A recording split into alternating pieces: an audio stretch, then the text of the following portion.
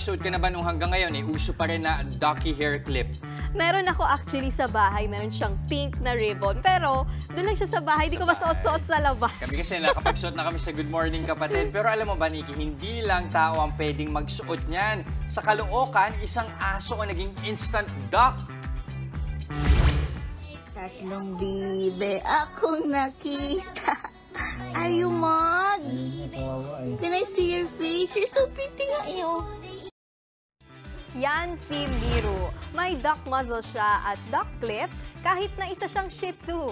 Kwento ng kanyang fur mom, tahol ng tahol si Miru tuwing meron siyang work from home meeting kaya tinatakpan niya ang bibig nito. At para complete costume, inipitan niya si Miru ng duck clip. Cooperative naman daw si Miru sa trip ng kanyang fur mom.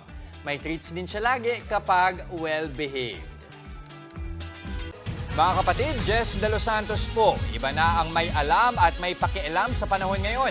Para sa tuloy-tuloy na balitaan sa Frontline kahit weekend, mag-follow at